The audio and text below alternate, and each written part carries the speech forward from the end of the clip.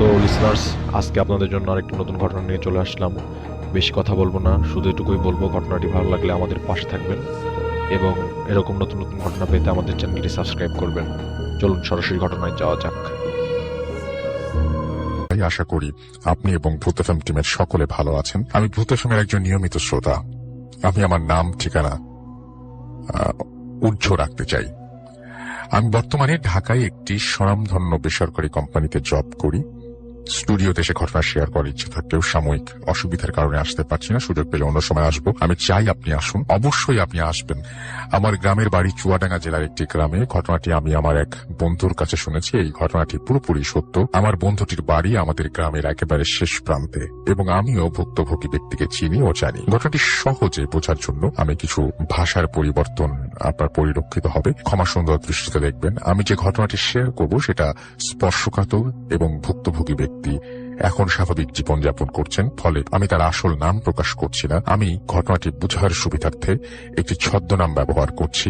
ঘটনাটি তার মতো করে বলছি। ঘটনাটি আমার চাচাতো ভাইয়ের বন্ধুর সাথে ঘটে, যার নাম জাহিদ, এটি ছদ্মনাম, যিনি 1999 কিংবা 2000 সালের দিকে আমাদের বাড়িতে লজিং থাকতেন। আমি তখন ষষ্ঠ অথবা সপ্তম শ্রেণীতে পড়ি। জাহিদ ভাই খুবই মেধাবী ছাত্র ছিলেন, আমাকে তিনি পড়াতেন। বলে রাখা ভালো যে এই জাহিদ ভাইয়ের বাড়ি ছিল ইন্ডিয়ার বর্ডারের খুব কাছাকাছি একটি অঞ্চল, তার একটি গ্রামে, এবং তার স্কুল ছিল আমাদের পাশের গ্রামে। স্কুল থেকে বাড়ি প্রায় 6-7 কিলোমিটারের দূরত্ব। সে সময় যোগাযোগ ব্যবস্থা ও রাস্তাঘাট খারাপ থাকায় বর্ষাকালে রাস্তায় খুব কাদা থাকতো, ফলে যাতায়াত খুব কষ্টসাধ্য ছিল। ফলে ওই অঞ্চলের অধিকাংশ ছাত্র আমাদের অঞ্চলের বিভিন্ন বাড়িতে লজিং থাকতো। জাহিদ ভাই তখন এসএসসি পরীক্ষার্থী। আমাদের বাড়ি ছিল দুটি ঘর, একটি ছিল উত্তর দিকে এবং অপরটি ছিল দক্ষিণ দিকে। দুটি ঘরের মাঝখানে বিশাল উঠান। প্রথম কয়েকদিন জাহিদ ভাই এবং আমি দক্ষিণ দিকের দোতলা ঘরটিতে ঘুমাতাম, কিন্তু তিনি অনেক রাত পর্যন্ত পড়ালেখা করতেন, যার ফলে আমার ঘুমের খুব ব্যাঘাত হতো। তাই আমি উত্তর দিকের ঘরে ঘুমাতাম এবং জাহিদ ভাই একাই থাকতেন। সে সময় সাধারণত গ্রামের বাড়িতে টয়লেট ঘর থেকে বেশ কিছুটা দূরে থাকতো। একদিন মধ্যরাতে আমার বড় চাচা বাইরে বের হয়ে দেখেন জাহিদ ভাইয়ের ঘরের বারান্দা থেকে নেমে একটা মেয়ে ওড়না মুড়ি দিয়ে বের হয়ে ঘরের পেছন দিকের প্রাচীর বেয়ে চলে যায়। আমার বড় চাচা মেয়েটার গন্তব্য লক্ষ্য করে ঘরের পেছনের দিকে গিয়ে দেখেন কেউ কোথাও নেই, চারিদিকে নীরব নিস্তব্ধ।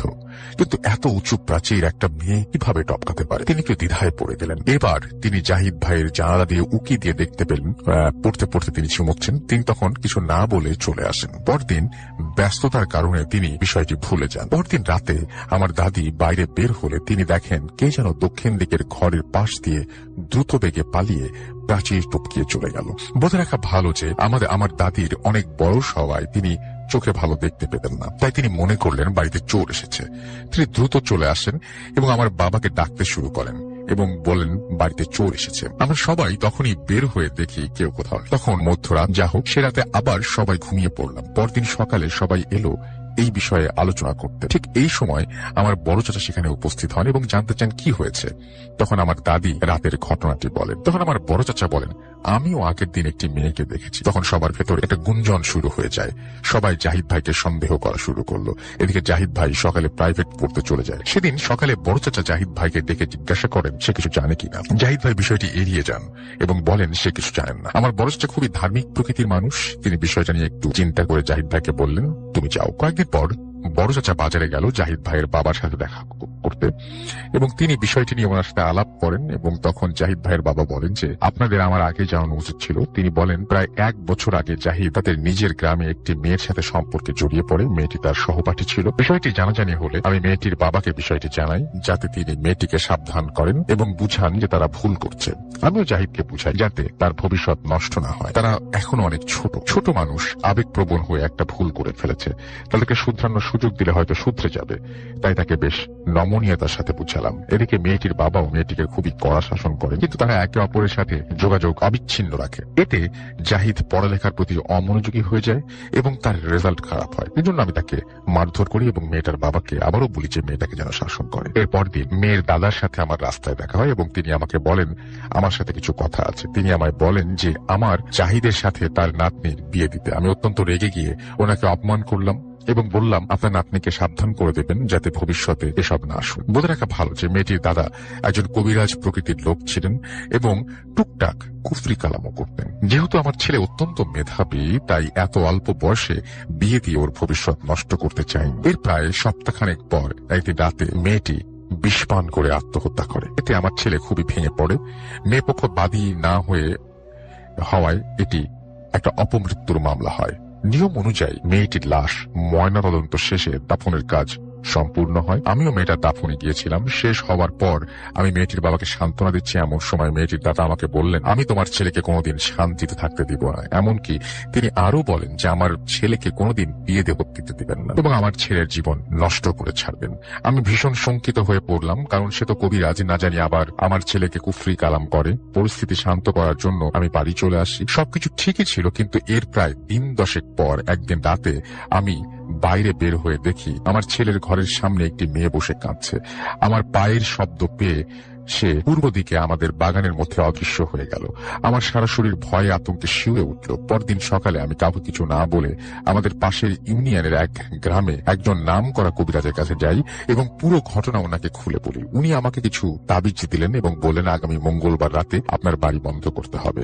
এরপর মঙ্গলবার রাতে বাড়ি বন্ধ করে তিনি চলে যাওয়ার পর আর কিছু ঘটনা ঘটে। 2 দিন পর আমার ছেলে আবার স্কুলে যাওয়া শুরু করে। সেদিন রাতে আবার জাহিদের আম্মা বাইরে বের হলে দেখে জাহিদের রুমের সামনে সেই নারী মূর্তিটি বসে আছে এবং তাকে দেখে আবারও পালিয়ে যায়। পরদিন আমি আবার সেই কবিরাজের কাছে গিয়ে ঘটনা বললাম। তিনি বললেন যে আপনার ছেলের বাইরে যাওয়ার ফলে এই সমস্যা হয়েছে। যিনি এই কুফরি কালাম করেছেন তিনিও খুব শক্তিশালী। আমার আর কিছুই করার নেই। এরপর আমি অনেক কবিরাজের কাছে গেছি, কিন্তু কোনোদিন কোনো কাজ হয়নি। এরপর থেকে প্রত্যেক রাতেই দেখা গেছে ওই নারী মূর্তি আমার ছেলের ঘরের সামনে বসে কাঁদছে এবং কারো উপস্থিতি টের পেলেই পালিয়ে যায়। তারপর থেকে এভাবেই চলছে। আমার বড় চাচা সব শুনে অভয় দিয়ে বললেন দুশ্চিন্তা করবেন না। বড় চাচা বাড়ি চলে আসলেন। বড় চাচা বাড়িতে এসে রাতে খাবার খাওয়ার সময় জাহিদ ভাইয়ের অনুপস্থিতি ঘটনাটা সবাইকে বললেন। এতে বাড়ির সকলের সন্দেহ দূর হলো, কিন্তু সবাই খুব আতঙ্কিত হয়ে পড়লেন, এই জন্য না জানি আমাদের বাড়ির কারো আবার কোনো ক্ষতি হয়ে যায়। এর 2-3 দিন পর আমার ফুফাতো ভাই আশরাফুল ভাই আমাদের বাড়িতে বেড়াতে আসলেন এবং রাতে তিনি বাইরে বের হলেন। দেখেন যে জাহিদ ভাইয়ের রুমের সামনে বসে কে যেন কাঁদছে। তিনি একটু সামনে যেতে দেখেন একটা মেয়ে হাঁটুর মধ্যে মাথা গুজে খুবই করুণ স্বরে কাঁদছে। তিনি বলেন যে আমার ফুফাতো ভাই খুবই সাহসী একজন মানুষ, স্বভাবতই তিনি মেয়েটিকে ধমক দিয়ে বললেন, এই কে তুই? অমনি মেয়েটি ঘুরে দাঁড়ালো এবং তিনি দেখলেন একটি বিভৎস নারী মূর্তি, যার চোখ ঘোর রক্তবর্ণ, এবং সে আচমকা আমার ভাইকে এক ধাক্কায় মাটিতে ফেলে দিয়ে ঘরের পেছন দিকে অন্ধকারে মিলিয়ে গেল। আমার ভাইও প্রচন্ড আঘাতে মাটিতে পড়ে গোঙাতে শুরু করে। জাহিদ ভাই গোঙানির শব্দ পেয়ে বাইরে এসে আমার ভাইকে দেখে চিৎকার করে আমাদের ডাকতে থাকে। আমরা সবাই বাইরে এসে দেখি আমার ভাই একটানা গোঙাচ্ছে এবং তার মুখ দিয়ে ফেনা বের হচ্ছে এবং তার হাতে একগুচ্ছ সাদা চুল। বলে রাখা ভালো যে আশরাফুল ভাইকে ধাক্কা দেবার সময় তিনি মেয়েটির চুল খামতে ধরেছিলেন। জলদি করে তাকে ঘরে নিয়ে এসে মাথায় পানি দিয়ে এবং আগুনের সেক দেওয়া হয়, কিন্তু কোনো পরিবর্তন না হলে তার শরীরে অনেক জ্বর আসে এবং কাঁপুনি শুরু হয়। এভাবে ভোর হয়। সকালে আমার বড় চাচা তাকে এক কবিরাজের কাছে নিয়ে গেলেন, সাথে আমি, অচেস্ত ভাই, আমার দাদি, আমার বাবাও গেল। কবিরাজ সাহেব কিছু শুনলেন এবং সাদা চুলগুলো দেখে আমার ভাইকে কিছু তাবিজ কবচ দিলেন এবং বললেন জাহিদ ভাইকে যেন তার কাছে নিয়ে যাওয়া হয় এবং সাথে 3টে শিং মাছ তিনি বড়শি দিয়ে লাল রঙের কাইতুন সহ 3 ধাতুর মাদুলি নিয়ে আসা হয়। পরদিন জাহিদ ভাইকে তার কাছে নিয়ে গেলে তিনি তাকে ঝাড়ফুঁক দিয়ে শিং মাছের কাঁটাগুলো ভেঙে আরো কিছু উপকরণ দিয়ে তাবিজ দিলেন এবং মাছগুলোকে বড়শিতে গেঁথে বললেন এগুলো পরিত্যক্ত কোনো বাড়ি কোথাও গাছের ঢালে ঝুলিয়ে রাখতে, তাহলে আর কোনোদিন জাহিদ ভাইয়ের সাথে এমন ঘটনা ঘটবে না। কবিরাজের কথা মতো আমাদের পাশের গ্রামের এক পরিত্যক্ত কুঠি বাড়িতে একটা গাছের ডালে ঝুলিয়ে দিয়ে আসা হলো। এরপর থেকে আমাদের বাড়িতে থাকা অবস্থায় আর কোনোদিন এরকম সমস্যা হয়নি বা ঘটেনি। এর প্রায় 6 মাস পর পরীক্ষা শেষে তিনি আমাদের বাড়ি থেকে চলে যান। যেহেতু জাহিদ ভাই আমার চাচাতো ভাইয়ের বন্ধু ছিলেন, তাই আমরা ওনার খবর পেতাম। তবে এরপরও তিনি অনেকবার আমাদের বাড়িতে এসেছেন। এর অনেক বছর পর জাহিদ ভাইয়ের সাথে একদিন আমার দেখা হয়। তিনি এখন বাংলাদেশের রেলওয়েতে চাকরি করেন। 2 ছেলে মেয়ে নিয়ে খুব সুখের সংসার। তিনি আমাকে বলেন যে এরপর আর কোনো সমস্যা হয়নি। এই ছিল ঘটনা। যদি ভালো লাগে শেয়ার করবেন। আমার সংগ্রহে আরো কিছু ঘটনা আছে, সেগুলো পরবর্তী লিখে পাঠাবেন এবং আপনি আশা করছি আসবেন আমাদের সাথে। প্রিয় রাসেল ভাই, আশা করি খোদার অশেষ রহমতে ভালোই ছিলেন। জানি ভালো থাকেন, তাই আর জানতে চাইলাম না। আমি এর একজন নিয়মিত শ্রোতা। অনেকদিন ধরেই আমার ও আমার পরিবারের সাথে ঘটে যাওয়া কিছু ঘটনা শেয়ার করব ভেবে সময় ও সুযোগের অভাবে সেটা হয়ে ওঠে না।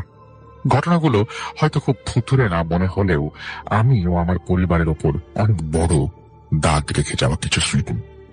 যাই হোক, কথা না বাড়িয়ে ঘটনা শুরু করা যাক। পূর্বেই বলে রাখা ভালো যে আমাদের পরিবারের সাথে ঘটে যাওয়া এই ঘটনাটা অনেকগুলো দুর্ঘটনার সমষ্টি। যশোর জেলার অভয়নগর থানার নোয়াপাড়া পৌরসভার কোনো এক জায়গায় আমাদের গ্রামের বাসা। আমার বাবা ছোটবেলা থেকেই ছিলেন অনেক সাহসী এবং বেপরোয়া। 1980 সালে আমার বাবা ও আম্মার বিয়ে হয়। ঘটনার শুরু অনেকটা তখন থেকেই। বলে রাখা ভালো, পৈতৃক সূত্রে আমার দাদুর অনেক জায়গা জমি ছিল এবং আমার বাবা বিয়ের পরে দাদুর থেকে কোনো একটা কারণে আলাদা হয়ে যায় এবং দাদুর সীমানার একেবারে শেষের দিকে বাসা তৈরি করেন। যদিও আমার বাবা যখন বাড়ি বানাতে শুরু করেন তখন তার দাদিরা তাকে ওইখানে থাকতে নিষেধ করেন, কারণ জায়গাটা ছিল ভুতুড়ে এবং বিপদ সংকুল। কিন্তু বেপরোয়া ও সাহসী হবার কারণে বাবা কারো কথার তোয়াক্কা না করেই সেখানে ঘর তোলেন। আমার দাদার মুখে শুনেছি যে আমাদের বাড়ির সামনে দিয়ে কোনো এক আমলে আগে নদী ছিল এবং আমাদের বাড়ির ওইখানে ছিল শ্মশান ঘাট। আশ্চর্যজনক হলেও সত্য যে এখনো ওখানকার সকল পুকুরগুলো একই সারিতে আছে এবং এরই একইভাবে ভৈরব নদীতে মিশেছে। যাই হোক, ওখানে এক শিমুল গাছ ছিল শুনেছি, যেটা ছিল অনেক বড় এবং পুরনো এবং তার নিচ থেকে নাকি বিভিন্ন সময় বিভিন্ন খাবারের গন্ধ পাওয়া যেত। যাই হোক, বাড়িতে থাকা শুরু করার পর আব্বু এবং আম্মুকে অনেক অদ্ভুত ও ভুতুড়ে ঘটনার সম্মুখীন হতে হয়। যেমন কখনো রাতে বাইরে বেরিয়ে দেখতে পেতেন যে বিশাল সাইজের কোনো একটা বড় ধরনের গরু অনেক উঁচু এবং উঁচু উঁচু মগ ডালের পাতা ভেঙে সে খাচ্ছে। কখনো বা ছায়ামূর্তি রান্নাঘরে মাছ ভাজির সময় জানালা দিয়ে কেউ হয়তো বা যাচ্ছে, ইত্যাদি ঘটনা। এবং এই ঘটনাগুলো অদ্ভুত শোনা গেলেও সত্যি। এবার প্রকৃত ঘটনায় আসি। পূর্বে যা উল্লেখ করেছি, শিমুল গাছটি আমাদের অনেক ক্ষতি করত। যেমন ওটার নিচে পুকুরে ছায়া পড়ত, যে পুকুরে মাছ চাষের অন্তরায় হয়ে দাঁড়ায় এবং অনেকগুলো গাছের ও ক্ষতি করত। এরকম নানাবিধ কারণে স্থান সংকুলন করতে আব্বু সিদ্ধান্ত নিয়েছিলেন যে গাছটি কেটে ফেলবেন। কিন্তু বাবা যখন গাছটি বিক্রি করে দেন তখন এক রাতে শুভে সাদেকের দিকে তিনি উপলব্ধি করেন কে যেন তার জানালার কাছে এসে ভারী কণ্ঠে বলছে, গাছটি কাটিস না, তোর অমঙ্গল হবে। এই কথা শোনার পর এবং যেহেতু গাছটি ছিল অনেক পুরনো, তাই তিনি আমার দূর সম্পর্কের এক দাদু, যিনি পেশায় ফকির, তার কাছে যান এবং এই খবর নিতে যে গাছটি কাটলে কোনো ক্ষতি হবে কিনা। কিন্তু তিনি জানেন না যে তিনি জিনের মারফত জানতে পেরেছেন যে আশেপাশে আরো অনেক বড় বড় শিশু গাছ আছে, সুতরাং কোনো প্রবলেম হবে না। তিনি জানতে পেরেছেন জিনের মাধ্যমে এটা। যেই শোনা সেই কাজ, গাছটি কাটবার জন্য প্রস্তুতি নেওয়া শুরু হয়ে যায় এবং সেখান থেকে ঘটনার শুরু পরিবারের সাথে। বলে রাখা ভালো যে আমরা ছিলাম 2 ভাই 2 বোন। আমি সবার ছোট এবং আমি জন্মগ্রহণ করলে তখন আমার বড় ভাইয়ের বয়স ছিল মাত্র 8 মাস। গাছ কাটা মাত্রই আমার বড় ভাই এবং আব্বু মারাত্মক অসুস্থ হয়ে যাওয়া শুরু করেন এবং অনেক কষ্টে সুস্থ হন। কিন্তু ঘটনা এখানেই শেষ হয় না। তখন থেকেই একটার পর একটা ঘটনা ঘটে আমাদের পরিবারের সাথে। যেমন ছোট অবস্থায় আমার বড় ভাইয়া একদিন পানিতে পড়ে যায়, যদিও তার পরিবারের লোকজন তাকে উদ্ধার করে। তারপর একদিন যখন সে মাত্র দাঁড়াতে পারে তখন দেখা যায় সে খেলা করছে আর তার সামনে অনেক বড় একটা সাপ। যদিও তাকে কামড় দেয়নি, কিন্তু পরিবারের লোকজন দেখা মাত্র সাপটি চলে যায় এবং আরেকটু হলে সে কয়েকবার গাছ থেকে পড়ে যায়, এরকম একটা অবস্থা। এবং তখন সে বলে যে কি যেন তাকে ধাক্কা দিয়ে গাছ থেকে ফেলে দিয়েছে, সে পড়ে যায় গাছ থেকে। এরকমই চলতে থাকে। এরপর ভাইয়ার বয়স যখন 7 বছর হয় তখন আমি জন্মগ্রহণ করি এবং ছেলেবেলা থেকেই আমিও অদ্ভুত কিছু জিনিস লক্ষ্য করতাম। যেমন আমি অহেতুক ভয় পেতাম, বিশেষ করে আমি একা ঘুমোলেই অদ্ভুত কিছু স্বপ্ন দেখতাম, যেখানে আমাকে টেনে নিয়ে যাওয়া হতো এটা আমি উপলব্ধি করতে পারতাম, কিন্তু আসলে আমি ঘরেই থাকতাম এবং আমি গভীর রাতে যখনই উঠতাম তখনই কিছু ছায়ামূর্তির আনাগোনা লক্ষ্য করতাম আমাদের চারপাশেই। এই বিষয়টা অনেক ছোটবেলা থেকে দেখতে দেখতে এমন হয়ে গিয়েছিল যে পরবর্তীতে এটিতে আমি ইউজড টু হয়ে যাই, ভয় পেতাম না। আমার ভাইয়া মাদ্রাসায় পড়তেন। যখন তিনি হেফজোখানায় ভর্তি হন, কিছুদিন পরেই ঘটে সব থেকে হৃদয় বিদারক ঘটনা। আমি আর আমার আম্মু তখন ঢাকায় ছিলাম। বাসায় ছিল শুধু আব্বু আর বড় ভাইয়া। গভীর রাতে ভাইয়া একা একা বাইরে যায় প্রাকৃতিক প্রয়োজনে। আমি প্রথম দিকে উল্লেখ করেছিলাম যে শিমুল গাছটি কেটে ফেলা হয়েছে, তার পাশেই বড় একটা শিশু গাছ ছিল। সে দেখে যে কি যেন একটা অবয়ব অনেক লম্বা শরীর এবং পা ঝুলিয়ে গাছের মগ ডালে বসে রয়েছে এবং তার পা উঁচু গাছটির মগ ডালে হতে মাটি ছুঁয়ে আছে। এটি দেখে ভাইয়া অত্যধিক রকমের ভয় পায়। তখন সে তাড়াহুড়ো করে রুমে ঢুকলো এবং বাবাকে জিজ্ঞেস করে কি হয়েছে। তখন বাবা সবকিছু শোনা মাত্রই সেখানে ছুটে যায় এবং আশেপাশের সব জায়গায় ঘুরে দেখায় কিছু নেই। সে দেখে যে কিছু নেই এবং তবুও তার ভয় কাটেনি। তারপর অনেক হুজুর, কবিরাজ এবং ডাক্তার দেখানো হয়, কিন্তু ভয় পাওয়ার পর থেকে তার বুকে ব্যথার প্রবলেম হয় এবং সেটা থেকে তার পরিত্রাণ মেলে না। পরবর্তীতে কিছুদিনের মাথায় সামান্য ডায়রিয়া জনিত কারণে ভাইয়া পরলোক গমন করে। ভাইয়া মারা যাবার পর থেকে আমাদের সাথে বিভিন্ন রকমের ঘটনা ঘটতে থাকে, যা ইতোপূর্বে ঘটা ঘটনাগুলো থেকে ভিন্ন। যেমন আমার ভয় পাওয়ার মাত্রা আরো বেড়ে যায় এবং আমি ঘুমানোর জন্য চোখ বন্ধ করলেই বিভিন্ন রকমের ভয়ঙ্কর জায়গায় চলে যেতাম এবং ভয়ঙ্কর প্রাণীর মুখোমুখি হতাম।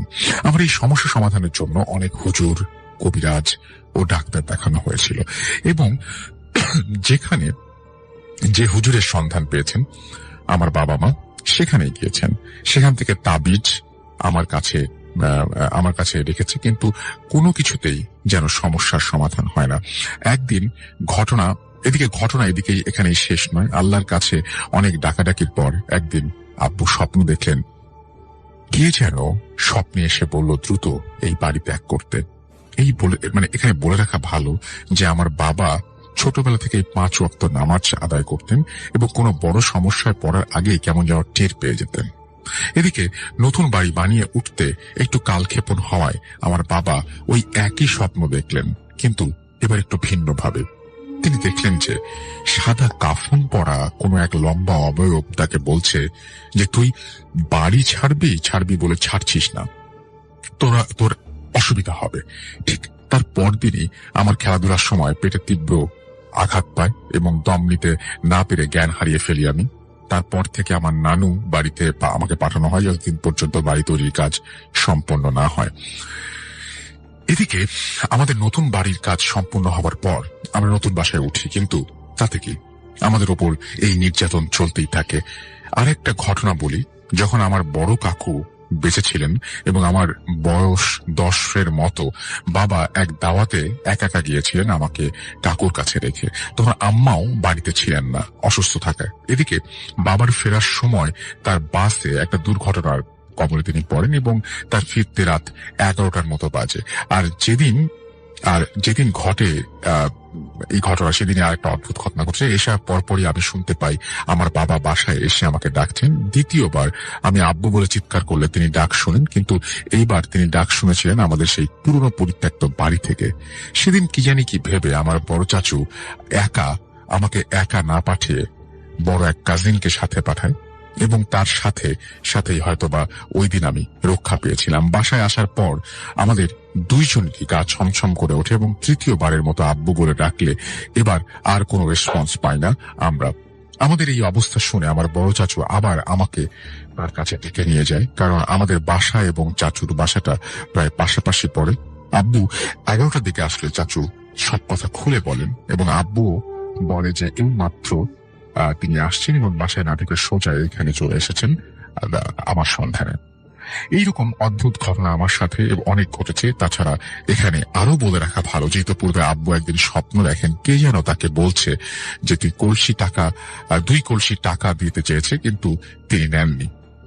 আমাদের গ্রামে এমন টাকার স্বপ্ন অনেকেই দেখেছে, কিন্তু যেই বা নিতে চেয়েছে তার 2 সন্তান মারা গিয়েছে যাই হোক, টাকা নিতে অস্বীকৃতি জানালে বাবাকে ওই জিনিসটা আমাদের পুরনো বাড়ির একটি রুম ভাঙতে নিষেধ করে এবং সেই রুমটি এখনো আছে এবং বাবা দেখে 2 কলসি টাকা ওইখানেই মুভ করছে মাটির ভেতর। আমি ছোটবেলা থেকে রাত করে পড়তে পারতাম না। নতুন বাড়িতে আসলেও যখনই জানালা দিয়ে ওইদিকে চোখ যেত তখনই দেখতাম ঘরের ভেতর গভীর রাত্রে আগুন জ্বলছে, কখনো বা কি জানি গলায় ফাঁস দিয়ে ঝুলে আছে ইত্যাদি। আমাদের নতুন বাড়িটার দূরত্ব এবং পুরনো বাড়িটা থেকে বেশি দূরে নয়, বড়জোর 80 থেকে 100 মিটার হবে।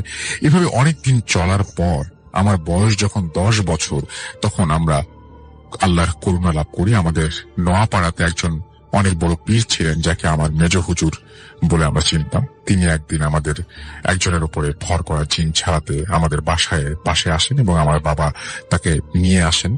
তিনি আব্বুকে কাছে ডেকে তদবির দেন।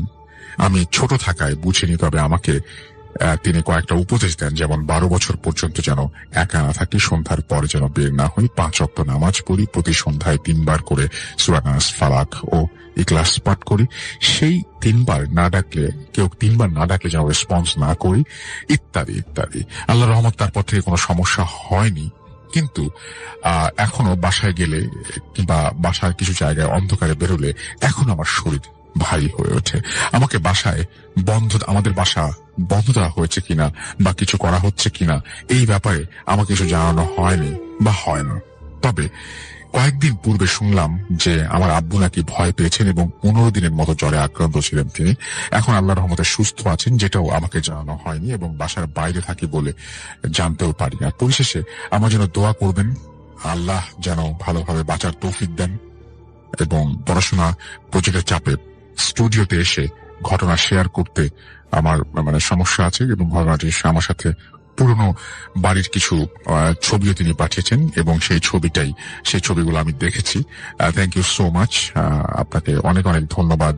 আজকে যে ইমেইলটি আছে সেই ইমেইলটি আমার কাছে মনে হচ্ছিল যে আমি কিছু কিছু সময় থাকে না যে কোনো কিছু আপনি পড়লে বিশ্বাস করতে কষ্ট হয়, তারপরে মনে হয় সবার সাথে শেয়ার করি, দেখি সবাই কি বলেন। আমরা আশা করব যে আপনিও এটা শোনার পরে জানাবেন আপনার অনুভূতি। এবং আমি শুরুতেই বলে দিচ্ছি আবারও আমাদের ভূতফমে সেই কথাটি যে বিশ্বাস করা বা না করাটা সম্পূর্ণভাবে আপনার ব্যাপার। আর আমাদের যিনি ঘটনা পাঠিয়েছেন, আজকে 2টো ঘটনা আমি পড়ার ইচ্ছা আছে আমার। 2টো ঘটনাই পাঠিয়েছেন এমন দুজন যারা চাইলেই স্টুডিওতে আসতে পারেন এবং তাদের ইচ্ছাও আছে, কোনো একটা কারণে এখন আসতে পারছেন না, কিন্তু ফিউচার তারা আসতে চান। আমি খুবই চাইবো যে আপনারা স্টুডিওতে এসে সরাসরি আপনাদের ঘটনা শেয়ার করেন। পড়ছি যেভাবে লিখেছেন ঠিক সেভাবেই। রাসেল ভাই নমস্কার, আমি নিপু আচার্য, বর্তমানে একটি বেসরকারি এনজিওতে ম্যানেজার হিসেবে কর্মরত আছি। সরাসরি আমার ঘটনায় চলে যাচ্ছি। ঘটনাটি 2000 সনের, তখন আমি 8ম শ্রেণীর ছাত্র। প্রচন্ড দরিদ্রতার কারণে এই অভাবের সাথে সংগ্রাম করে সে সময়টা আমি পার করছি। পরিবারে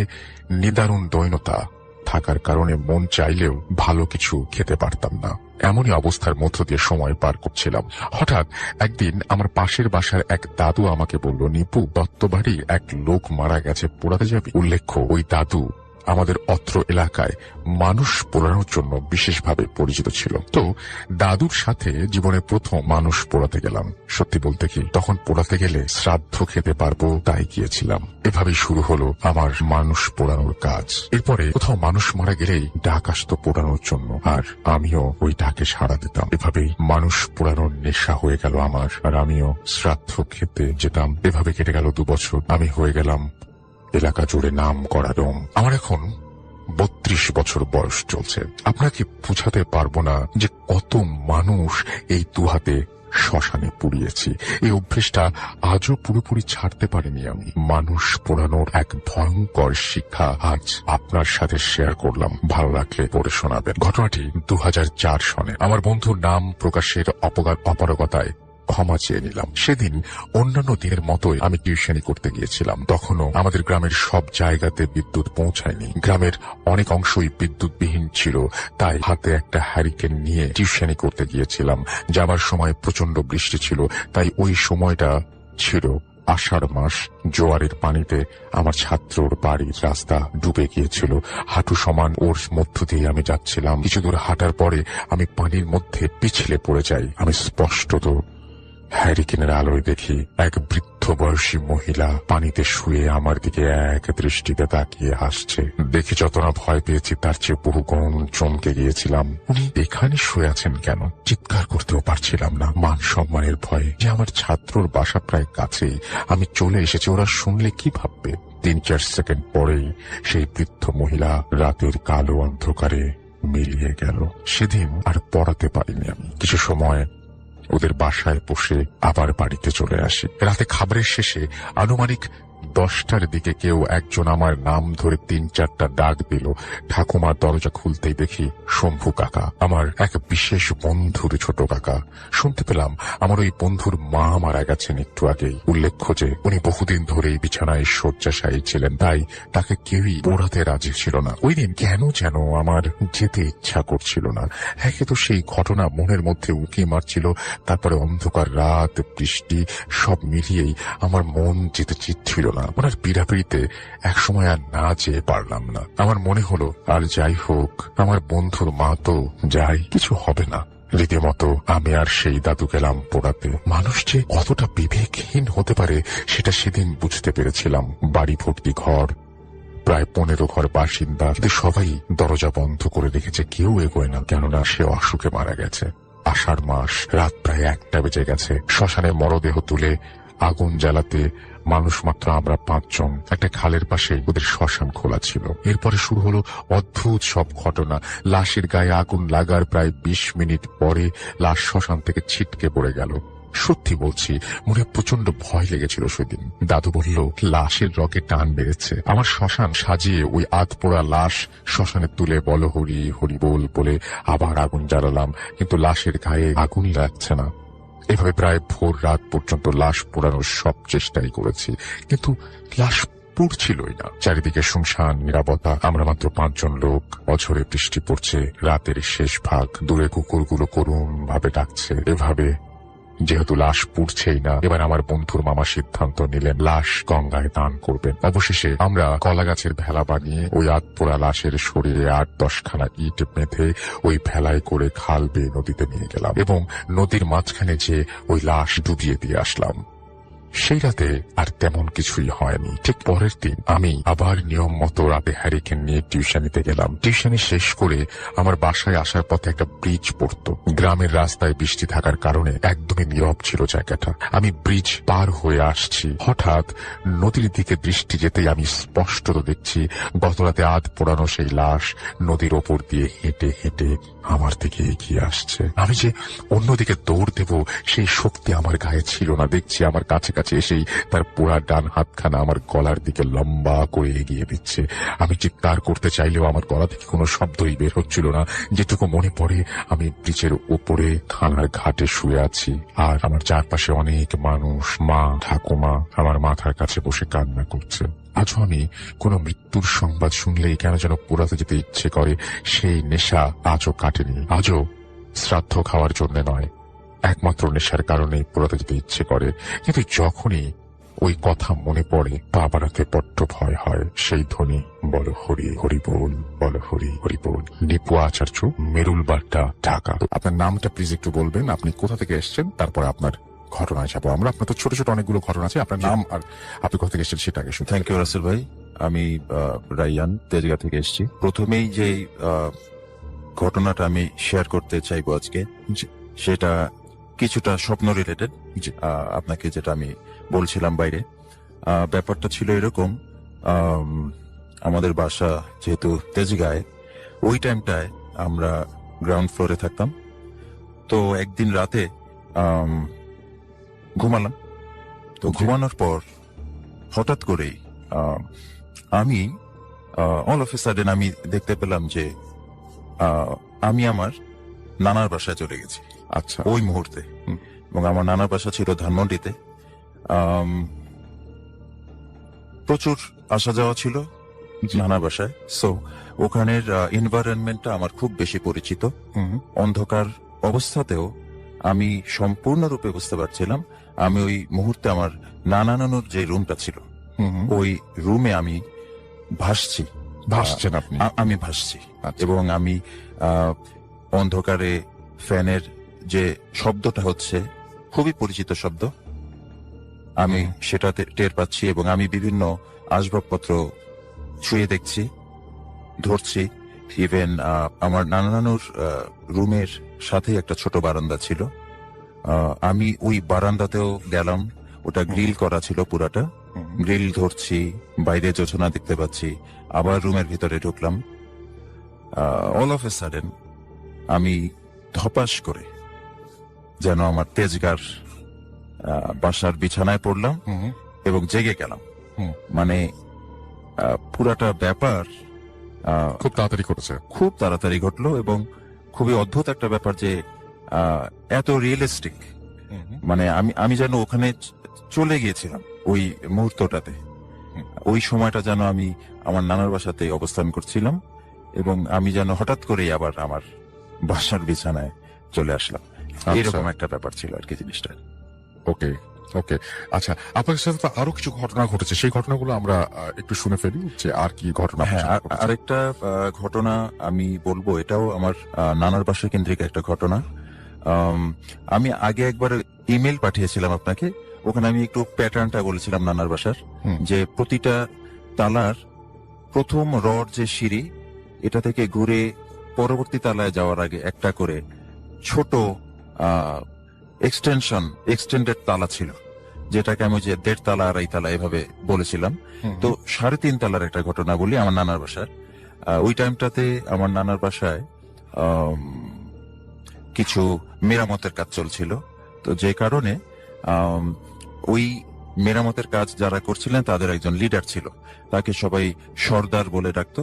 তো আমি 3.5 তালার যে রুমটা ছিল ওটার বারান্দায় গিয়ে দাঁড়ালাম। তো দেখলাম ওই সর্দার নামে যিনি, উনি রুমের ভেতরে একটা চৌকির মতো ছিল, ওখানে বসে টুকটাক কাজ করছেন। সামথিং যেমন বিভিন্ন ওই যে কাজের জন্য রাজমিস্ত্রির কাজে যেসব জিনিসগুলো ব্যবহৃত হয় ওরকম জিনিসগুলো গুছাচ্ছেন, বের করছেন, রাখছেন, সামথিং লাইক দ্যাট। তো আমি বারান্দায় দাঁড়িয়ে ওনার দিকে যখন তাকালাম, উনি আমাকে বললেন, তোমাকে একটা জিনিস দেখাবো, তুমি দেখবা? তো আমি বললাম যে হ্যাঁ দেখান তো। তো ওনার যে জায়গাটা উনি বসা ছিলেন তার পাশে একটা বাথরুম ছিল, আর ওই বাথরুমের সামনে একটা ড্রাম রাখা ছিল। তো উনি বাথরুমের দিকে তাকিয়ে বললেন আয়। তো বলার সাথে সাথে বাথরুম থেকে একটা সম্পূর্ণ কালো ফিগার, এটা কোনো চোখ নাই, মুখ নাই, কিচ্ছু না, জাস্ট একটা কালো বডি বেরিয়ে ওই ড্রামের মধ্যে খুব সজোরে একটা করে থাপ্পড় দিচ্ছে, আর সেকেন্ডের মধ্যে বাথরুমের মধ্যে ঢুকে যাচ্ছে। সে আবার বাথরুমের দিকে তাকায়, বলতেছে আয়। সঙ্গে সঙ্গে বাথরুম থেকে ওই ফিগারটা বেরিয়ে খুব তড়িৎ গতিতে ড্রামে থাপ্পড় দিয়ে আবার ঠিক সেভাবে বাথরুমে ঢুকে যাচ্ছে। এভাবে 3-4 বার এই ব্যাপারটা রিপিট হলো। তো সঙ্গে সঙ্গে আমি ওখান থেকে এক দৌড়ে মানে বাসে চলে গেলাম। তো এটা ছিল সেকেন্ড ঘটনাটা। ও, আমরা চলে যাবো আমাদের পরবর্তী অতিথির কাছে। আপনার নামটা প্লিজ একটু বলবেন, আপনি কোথা থেকে এসেছেন, তারপর আপনার ঘটনায় যাবো আমরা। Okay, thank you so much Rasel ভাইয়া। আমি রায়ান রশিদ, এসেছি বাংলামোটর থেকে। জি। আমি যে স্টোরিটা বলবো, এই স্টোরিটা হচ্ছে আমি এর আগেও এই স্টোরি সম্পর্কে বলেছি একজন সম্পর্কে। অ্যাকচুয়ালি আমি হচ্ছে ছোটবেলা থেকে একটা মিশনারি স্কুলে পড়ে বড় হয়েছি। সে যে চার্চটা রয়েছে সেখানে হচ্ছে আমি প্রায় যেতাম। তো চার্চে গিয়ে আমার অনেকের সাথেই দেখা হয়েছিল ভাইয়া। আমার যতদূর মনে হতো মানে তারা হয়তো বা ইলুমিনাতির সদস্য ছিল। বা আমি এর আগে ওই যে ডেভিড নামে একজনের কথা বলেছি, ডেভিড এবং স্যামুয়েলের কথা। তো আমি দেখেছিলাম দুজনকে, ডেভিড এবং আরেকটা ছেলে ছিল যে হয়তো আমার বয়সী ছিল। তো ওই ছেলেটার মানে এই স্টোরিটা আজকে ওকে নিয়েই।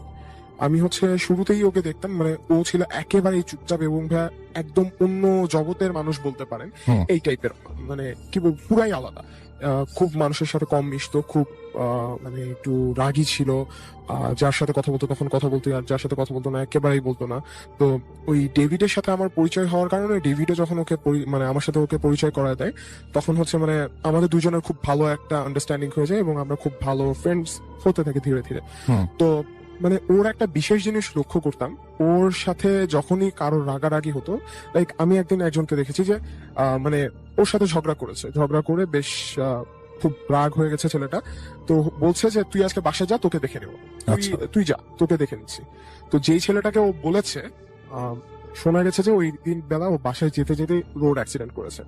তারপরে হচ্ছে একবার ওর গাছের কেউ সম্ভবত আম চুরি করেছিল, তো বলেছে যে যে আবার এখানে আসবে তার মাজা ভাঙবে। তো ভাইয়া সেম ভাবে সে গাছে উঠতে গিয়েছিল আরেকবার, তো ওইখানে শোনা যায় এরকম কারোর মাজা ভেঙে গিয়েছিল। তো এই টাইপের মানে ও যা বলতো মানে অ্যাকুরেট তাই হতো। এবং হচ্ছে এইভাবে হতে হতে একদিন দেখা যায় ওর আঙ্গুলের একটা অংশ জাস্ট নেই, ঠিক আছে। তো এই যে মানে এই জিনিসটা দেখার পরে সবাই জিজ্ঞাসা করা হয় যে কি হয়েছে তোমার এই আঙ্গুলে, কি হয়েছে। তো ও জাস্ট বলে যে আমার মেশিনে হাত চলে গিয়েছিল যার কারণে একটু প্রবলেম হয়েছে। লাইক সবাই তো জিজ্ঞাসা করবেই হাতে ব্যান্ডেজ দেখাতে হুম। মানে দেখলে। তো ও জাস্ট ঢাকার জন্য এই জিনিসটা বলে। তো একদিন দেখা যায় তার আর একটা আঙ্গুলের এইরকম পার্টস নেই। এভাবে দেখতে দেখতে ওর হাতের প্রায় ম্যাক্সিমাম পার্টই নেই। তো ওকে বলে যে, আর আশ্চর্যজনক বিষয় হলো ভাইয়া ও জাস্ট হাতে কোনো মতে ব্যান্ডেজ করে এসেছে। লাইক আপনার যদি আঙ্গুল কেটেও যায় বড় আকারের, আপনাকে ডাক্তারের কাছ থেকে ড্রেসিং করাতে হবে, সেলাই করাতে হবে, অনেক ঝামেলা, বাট ওর তেমন কিছু না, জাস্ট কভার করে দেওয়া। তো এই টাইপের জিনিস দেখার পরে আমি মানে ওকে জিজ্ঞাসা করি যে সত্যি করে বলবা কি হয়েছে, আমি মানে বুঝতে পারছি যে তুমি এই জিনিসটা কোনো স্বাভাবিক জিনিস না, কি হয়েছে সত্যি করে বলবা। তো ডেভিডও ওই সময় আমার সাথে খুব ক্লোজ ছিল এবং ডেভিডের সাথে ওই ব্ল্যাক ম্যাজিক, ডেভিল স্পিরিট এই টাইপের অনেক বিষয় নিয়ে কথা হতো। ডেভিড একবার ওকে আমার বাসায়ও নিয়ে গেছিল। তো এরকম হচ্ছে ও 2-3 দিন মানে কথা বলার পরে, বেশি জোরাজোরি করার পরেও আমাকে বলে ঠিক আছে আজকে তোমাকে বলবো আমি, তুমি একটা কাজ করো, তুমি আমার বাসায় আসো। আমি বলছি যে তোমার বাসাটা কোথায়, বলে যে ঠিক ডেভিডের বাসার অপোজিট। তো আমি ঠিক ওইখানেই যাই ভাইয়া। যাওয়ার পরে মানে ঢুকতেই দেখি ওই ওদের বাসায় না মানে কোনো কিছুই ছিল না, ওর মা বাবাও কেউ ছিলেন না। মানে বাসাটা পুরাটাই ফাঁকা, একটা রুম ছিল ফাঁকা। তো ওইখানে ভাইয়া মেবি একটা উইজা বোর্ড টাইপের ছিল, স্টার আঁকানো এই টাইপের। এবং ভাইয়া ওর বাসায় দেখতাম কি মানে প্রচুর দামি দামি পাখি, খরগোশ এই টাইপের অনেক কিছু ছিল। ও এগুলো পালতো। তো ও হচ্ছে বলে যে আজকে তোমাকে আমি আমার প্রভুর সাথে দেখা করাবো, আজকে তুমি আমার প্রভুকে দেখতে পাবে। আমি বললাম রিয়েলি, আচ্ছা ঠিক আছে দেখি। তো আমি তো এই বিষয়গুলো নিয়ে তেমন মানে খুব বেশি ইন্টারেস্ট বাট বিলিভ করি না তেমন, দেখি তোমার আজকে কথায় কি হয়। তো বলে যে ঠিক আছে তুমি এক জায়গায় বসো। তো ভাইয়া ও আমাকে একটা চেয়ারে বসায় গোল করে একটা দাগ দিয়ে দেয়, সামথিং পাউডার টাইপের কিছু একটা দিয়ে বলে যে তুমি, আমি যতক্ষণ না পর্যন্ত না বলবো এখান থেকে বের হবে না। এরপরে ভাইয়া ও করে কি, ও আর একটা ওই যে স্টার ছিল, স্টারে বসে যায়, স্টারের ঠিক মাঝখানে একটা পাথর ছিল, ও পাশ থেকে একটা বিশাল মানে ম্যাকাও যে পাখি রয়েছে ভাইয়া, ওই পাখিটাকে এনে আর একটা এগুলো আপনি নিজে এক্সপিরিয়েন্স করেছেন? একদম নিজের চোখে। এবং ভাইয়া ম্যাকাও পাখিটাকে এক হাত দিয়ে এনে ওর মাথাটাকে কোনো মতে রেখে আর একটা পাথর দিয়ে বাড়ি দেয় এবং ওর মাথাটা আলাদা হয়ে যায়। এবং এটাকে আপনার চোখের সামনে জি ঘটেছে? ভাইয়া, একেবারে চোখের সামনে। এবং জিনিসটা খুবই কি বলবো অত্যন্ত ভয়ানক ভাইয়া ছিল, যে বিকজ আর পাথরটা ছিল একেবারে ভাই চোখা টাইপের এবং অনেক ধারালো, যার কারণে হচ্ছে মাথাটা আলাদা হয়ে যায়। এবং ভাই ওই যে ব্লাডটা বের হয় ওর বডি থেকে, তো ওই যে মানে ওই স্টারটা কোন একটা মানে অংশ ফিল আপ করে দেয় ওই ব্লাড দিয়ে হচ্ছে ভাই সামথিং কিছু একটা পড়তে থাকে, বলতে থাকে, বলে যে তুমি আসো, আমি তোমার জন্য ওয়েট করছি। দেন হচ্ছে আর কিছু কিছু সামথিং, ওর কাছে একটা বই টাইপের ছিল, ওই টাইপের মানে ওই জিনিসটা দেখে ও আর বলতে থাকে। এই টাইমে ভাইয়া ঠিক ওই সামনে একটা পর্দা ছিল, পর্দার আড়াল থেকে কেউ একজন কথা বলে ওঠে, কি হয়েছে, কি সমস্যা, হঠাৎ আমাকে ডাকলে। তো বলে যে মানে তখন ও পিছন থেকে বলে তোমাকে ডাকলাম, তোমাকে তো আমি ডিস্টার্ব করছি না, তোমার ভালোর জন্যই তো বলছি। তো শোনো আমার একটা ঝামেলা হয়েছে, আমার এই প্রবলেম, জাস্ট ওর একটা প্রবলেম শেয়ার করে যে আমার এই ঝামেলা হচ্ছে, তুমি কিছু একটা করো। তখন হচ্ছে বলে ঠিক আছে তাহলে তুই তোর ভাইয়ের সাথে একবার কথা বলে নিস। ওর মানে ভাইয়া এরপরে ওই মানে ওইখান থেকে আর কোনো আওয়াজ টাওয়াজ আসে না, ঠিক হয়ে যায়।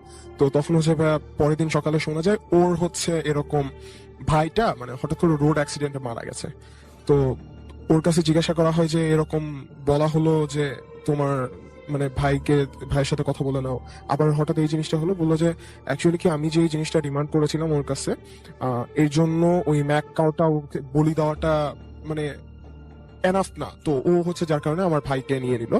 আর হচ্ছে আমি বললাম যে তোমার এখন মানে কি, তোমার মানে ভাইয়া অবাকজনক ছিল যে ওর ভাইকে হারিয়েছে, বাট ওর মুখে কোনো দুঃখের কোনো ছাপ নেই, জাস্ট ওর মতোই আছে। এই টাইপের জিনিস দেখার পরে আমি বললাম যে তাহলে তোমার এই যে তোমার হাত কাটছো ধীরে ধীরে, তো এটা লাস্ট স্টেজটা কি হতে পারে? বলে যে কি বলো লাস্ট স্টেজ, আমি তো আমার প্রভুর জন্য জানও দিয়ে দিতে পারি, ও মানে ও আমার সব, আমি দেখো আমি যা বলি তাই হয়। তো ও তো মানে ও আমার এত কথা শুনে আমি ওর জন্য জানটা দিতে পারবো না? তারপরে অবশ্যই। কি হলো? তো হচ্ছে এরপরে এরকম চলতেই থাকে, ও এই টাইপের যা বলে তাই হয়ে যায়। একটা টাইমে শোনা যায় যে ভাইয়া ছেলেটা মারা গেছে, হঠাৎ করেই চার্চে একদিন শুনি যে ও মারা গেছে।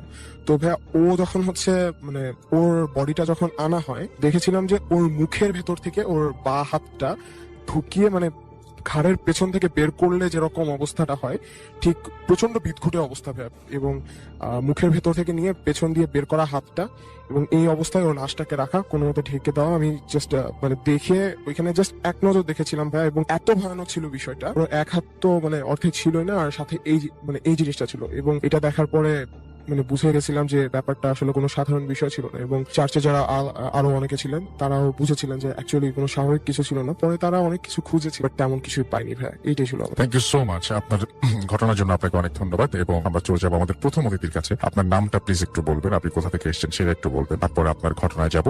এবং আশা করছি যে এই ঘটনাটি আপনাদের ভালো লাগবে। আপনার 3rd নাম্বার যে ঘটনাটি, ছোট্ট ঘটনা যদিও, আমরা একটু শুনে আসি। ধন্যবাদ আসু ভাই। আমি রাইয়ান তেজগা থেকে। আমার এখনের যে ঘটনাটা আমি শেয়ার করব সেটা আমার নানার বাসার কিন্তু একটা ঘটনাই। আমি একদিন বিকাল বেলায় ছাদে হাঁটছিলাম, তো হঠাৎ করে দেখলাম যে নানা বাসার পাশের যে বিল্ডিংটা ওটার ছাদে একটা ঘুড়ি এসে পড়লো। তো আমি নানা বাসা থেকে নেমে ওই বিল্ডিংটাতে যাবার জন্য যখন সিঁড়ি দিয়ে উঠছি, তো অলমোস্ট যখন 4 তলায় উঠে গেছি, তো আমি সিঁড়ির জানালা দিয়ে একটু নিচের দিকে দেখলাম যে কিরকম দেখা যায় উপর থেকে নিচটা। অল অফ এ সাডেন আমি যখন ঘুরলাম ছাদের দিকে উঠবার জন্য, হঠাৎ করে দেখতে পাচ্ছি যে চারদিক একেবারে বন্ধ, চারদিকে শুধু দেয়াল, কোনো সিঁড়ির অপশন নাই এবং একেবারে বদ্ধ একটা জায়গা। আমি গ্লাসের দিকে বেশ কয়েকবার ধাক্কা দিলাম, ওয়ালে ধাক্কা দিতে থাকলাম, বাট কোনো দিকেই কোনো আমি পথ পাচ্ছি না উপরে যাবার বা নিচের দিকে যাবার। এরপরে যখন আমি আবার ঘুরে সিঁড়ির ওই জানালার দিকে ফিরলাম, এরপর হঠাৎ করে ঘুরে আবার দেখি ঠিক আগের মতোই উপরে ওঠার সিঁড়িটাও দেখতে পাচ্ছি, নিচে যাবার সিঁড়িও দেখতে পাচ্ছি। তো এই অবস্থাতে আমার মধ্যে আর কোনো মানসিকতা কাজ করলো না যে আমি আবার ছাদে যাই। ওই অবস্থায় নাই তখন। আমি দৌড় দিয়ে নিচে নেমে আবার আমার নানার বাসায় চলে গেলাম। এটা ছিল আমার 3rd ঘটনাটা। Thank you so much, thank you. আমরা চলে যাবো আমাদের পরবর্তী অতিথির কাছে তার ঘটনাটি শোনার জন্য। আপনার নামটা প্লিজ একটু বলবেন, তারপর আপনার ঘটনায় যাব। আসসালামু আলাইকুম রাসিল ভাই, আমি ওমর ফারুক। জি। আমি এসেছি মিরপুর 12 থেকে। ভাই আমি যে ঘটনাটা বলতে যাচ্ছি এটা একটা গ্রামের ঘটনা। মানে এটা হচ্ছে আমি যে গ্রামে থাকি ওই গ্রামেরই। তো এটা হচ্ছে পিরোজপুর জেলার জিয়ানগরের মধ্যে পড়েছে। গ্রামটার নাম হচ্ছে পদ্মাশী গ্রাম। আচ্ছা। তো আমাদের ঘটনাটা যেটা ঘটেছে আমাদের বাসা থেকে ইমিডিয়েট কাছে ওই বাড়িটা। তো ওই বাড়িটা ছিল হচ্ছে ভাইয়া মানে একটা ছাড়া বাড়ি টাইপের, মানে বাড়িটা অনেক বড় একটা বাড়ি, শুধু গাছপালা দিয়ে ভরা। আর বাড়িটার মধ্যে 2টো ঘর ছিল, একটা ঘরে কেউ থাকতো না। তারা হচ্ছে শুধু ঘরটা ছিল, বাট ঘরের যে লোকজন গুলো তারা হচ্ছে গার্মেন্টসে চাকরি করার জন্য চট্টগ্রাম ওখানে থাকে। আর যে ঘরটা ছিল ওটা মোটামুটি কোথাকার ঘটনাটা আরেকবার সবাইকে বলেন। এটা হচ্ছে বলা যাবে? হ্যাঁ, পিরোজপুর জিয়ানগর। গ্রামটার নাম হচ্ছে পদ্মাশী। যে গ্রামের ঘটনা বলছেন তো সবাই, তো গ্রামের ঘটনা অলরেডি চলে এসে থাকেই প্রতি বলতে বলেন।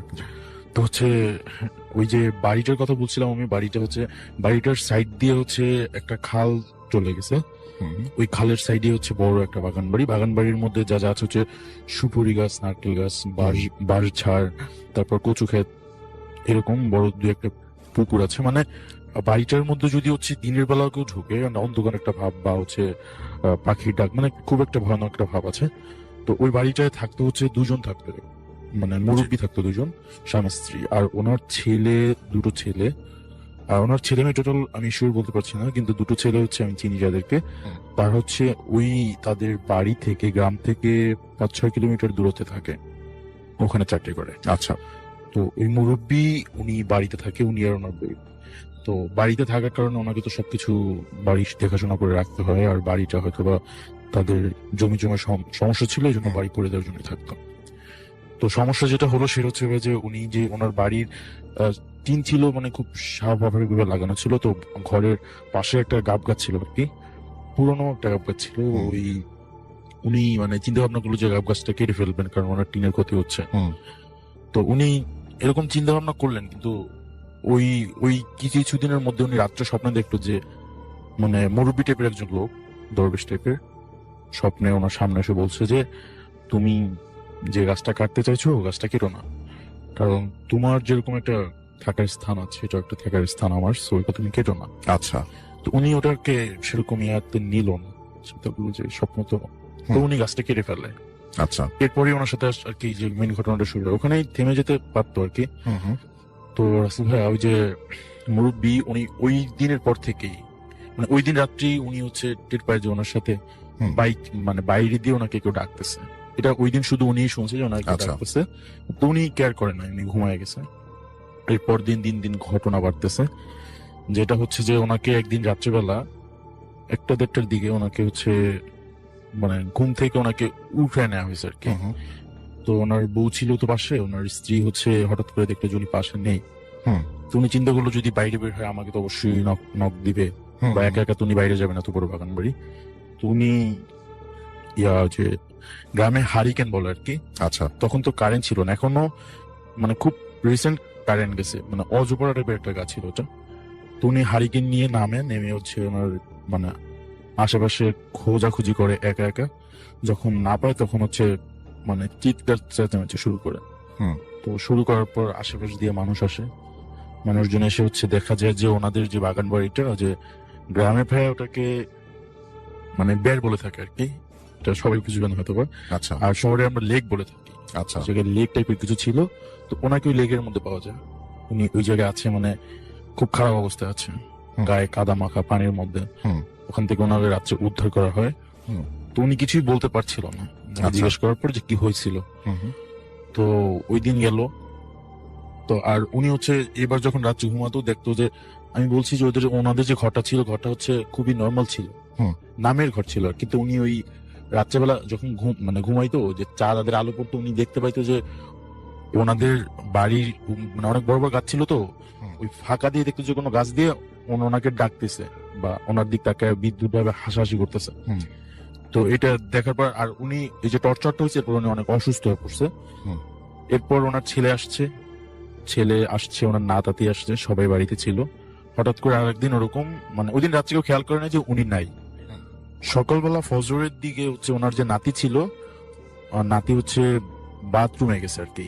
আর ভাইয়া গ্রামের যে কিছু কিছু বাড়িতে এখনো হয়তোবা দেখা যায় যে বাথরুমটা খুবই নর্মাল, মানে হচ্ছে সুপুরি গাছের যে হচ্ছে পাতাটা ওটা দিয়ে হচ্ছে মানে চারোদিক দিয়ে বেড়া দেয়া আর কি, ওই রকম গাছ দিয়ে করা। গ্রামে এরকম এখনো বাথরুম গুলো আছে।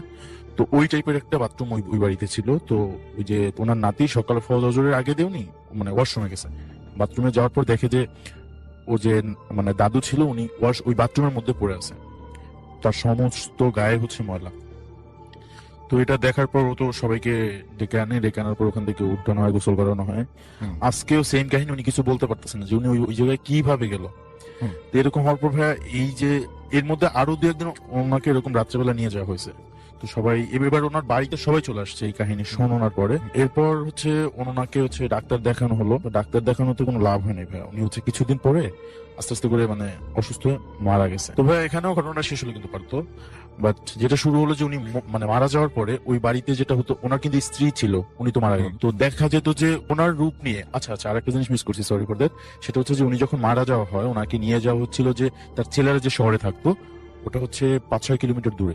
ওখানে হসপিটালে ওখানে ডাক্তার দেখানোর পর ওখানেরই একটা সরকারি কবরস্থানে ওকে মাটি দেওয়া। তো এটা কিন্তু ওনার এই গ্রামের বাড়ি থেকে 5-6 কিলোমিটার দূরে। তো ওখান থেকে উনি তো আর এখানে আসা সম্ভব না, ওনাকে ওখানেই মাটি দেওয়া হয়। কিন্তু যেটা দেখা যায় যে পরের রাতগুলোতে সন্ধ্যার পরেই দেখা যায় যে ওনার আকৃতি ধরে ওই ঘরটার আশেপাশে ঘুরতেছে, ঘরটার মধ্যে উঠতেছে, মানে উঠতে চাচ্ছে, ঘরের মধ্যে উঠতে পারতেছে না, কিন্তু ওর আশেপাশে ঘুরতেছে সাদা কাপড় পরা। তো এটা ভাই খুব বাজে একটা সিচুয়েশন হয়ে গেছিল গ্রামে।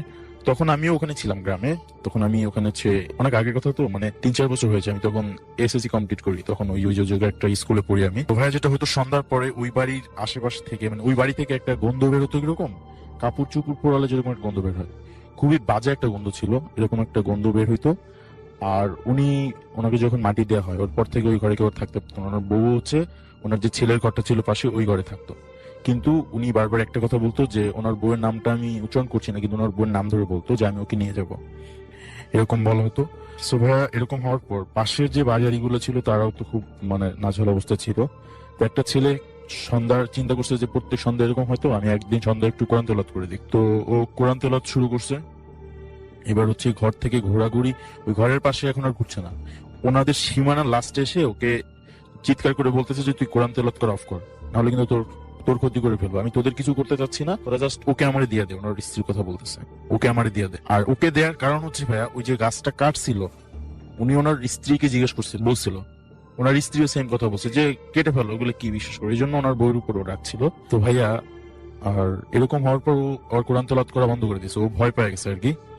আর যেটা হয়তো ওই রকম দেখে সন্ধ্যার পরে প্রত্যেকটা ঘরে গ্যাঞ্জাম লাগতো, মানে স্বামী স্ত্রীর মধ্যে কিচ্ছু হয় না সারাদিন, হঠাৎ করে স্বামী তার স্ত্রীকে ধূপধাপ মার শুরু করতেছে রিজন ছাড়া, এরকম শুরু হয়। তো হ্যাঁ, এরকম করতে করতে ওই বাড়ির একজন জামাই ছিল, উনি চট্টগ্রাম থাকতো, গার্মেন্টস চাকরি করতো, উনি এই খবর পেয়ে বাড়িতে আসে। তো উনি সামথিং শুনছে যে হচ্ছে উনি মারা গেছে বা অসুস্থ এরকম, কিন্তু উনি আসতে আসতে হয়তো বা রাত 11টার মতো বাজছে, চাঁদনি রাত ছিল। উনি ওই বাড়ির সীমানায়, আমি বলছি কিন্তু যে ওই বাড়ির পাশে একটা খাল ছিল, তো খালটার উপরে সাঁকো আছে, সাঁকো পার হয়ে উনি বাড়িতে ঢুকতে হয়।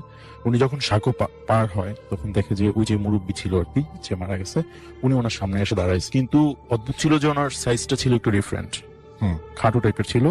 কিন্তু উনি যখন ঢুকে ফর্মালিটি মেডেন সালাম দিল, সালামের উত্তর দেয় না, কিন্তু উনি আস্তে আস্তে করে লম্বা হচ্ছে। ফার্স্টে ছিল এক হাইট, পরে হাইট বাড়তেছে। তো এটা দেখে উনি হচ্ছে মেনে নিতে পারে না, উনি ওখানে অজ্ঞান হয়ে পড়ে যায়, পরে ওনার জ্বর হয়, ওনার অবস্থা খুব খারাপ হয়ে যায়।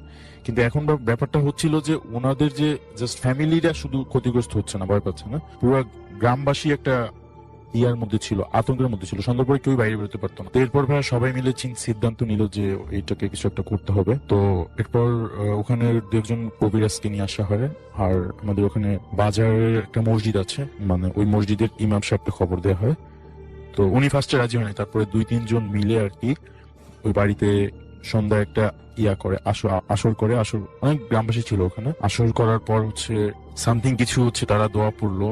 আর হচ্ছে মানে লোহার রড টাইপের ছিল অনেকগুলা, ঝাড়ু এইসব অনেক কিছু ছিল। তো ওনারা একটা গোল একটা ইয়া দিয়ে ওখানে চাইরো সাইড ইয়া দিছিল আগুন দিয়ে। তারপর ওখানে হচ্ছে ওকে হাজির করা হয়, মানে কিছু দেখা যায় না, কিন্তু আওয়াজ আসছিল ওখান থেকে। আর ওখানে যে আগুনটা ওটা নিভে গেছিল আর কি। এরপর বলা হয় যে তুই কেন আসছিস, তো ঘটনাটা পুরাই বলে যে এরকম এরকম হয়েছিল, আমি নিষেধ করার পর হয়েছে। তারপর ওকে চলে যেতে বলা হয়, ও কোনোভাবেই যেতে চায় না।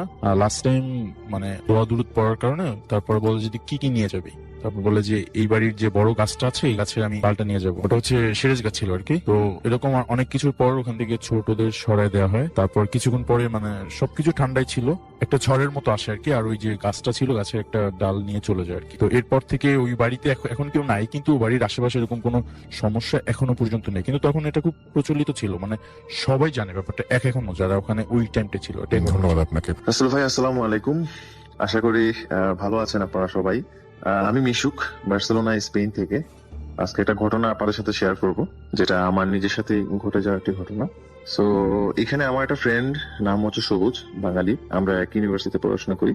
তো যখনই সময় পাই আসলে আমরা ট্রাই করি যে নতুন কোনো প্লেস এক্সপিরিয়েন্স করার জন্য। তো লাস্ট মানডেতে 1 এপ্রিল কাজ শেষে ইউনিভার্সিটি থেকে এসে তারপর আমরা দুজনে চিন্তা করলাম যে আজকে একটা নতুন কোন একটা প্লেসে যাব।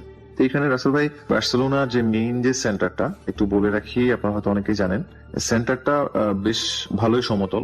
আপনি সেন্টারের বাইরে যে বেশ পাহাড়ি, এখানে সমতল খুব একটা নেই, অনেকটা পাহাড়ি এরিয়া। তো আমরা ওরকমই একটা জায়গা, এটা হচ্ছে জায়গাটার নাম হচ্ছে পার্ক দে মনজুইক, আপনারা হয়তো অনেকেই জানেন। তো আমার যে ফ্রেন্ড সবুজ, ও হচ্ছে গুগল থেকে এটা সার্চ দিয়ে বের করছে যে আমরা ওখানে গেলে ভালো হবে, ওখানে অনেক জনশূন্য বা মানুষ একটু কম থাকে কম্পারেটিভলি, আমরা যে সেন্টার থাকি এখান থেকে অনেক কম্পারেটিভলি মানুষ ওদিকে অনেক কম থাকে। অ্যাজ ইউজুয়াল আমরা হচ্ছে কাজ শেষে আমরা সন্ধ্যার পরেই আমরা বের হই। সময়টা ছিল এরকম 8:30টার মতো হবে। তো ও হচ্ছে গুগলে সার্চ দিয়ে দেখলো যে ওখানে যাওয়ার জন্য হচ্ছে আমাদেরকে 2টা বাস ওখানে যায় নর্মালি।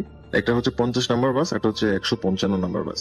তো আমরা গুগলে সার্চ দিয়ে দেখলাম যে 50 নাম্বার যে বাস, ওটা যে স্টপেজ, ওটা আমরা যেখানে ছিলাম ওখান থেকে মোটামুটি সন্দেহবশত আসলে জিজ্ঞাসা করলাম। তো ও ড্রাইভার উত্তর করলো হ্যাঁ, বাসটা ওদিকে যাবে। এজ ইউজুয়াল রাসেল ভাই, আমরা দুজনেই বাসে উঠে বসলাম। বসে কিছুক্ষণ পরেই 2 থেকে 2.5 মিনিট পরে বাসটা ছাড়লো।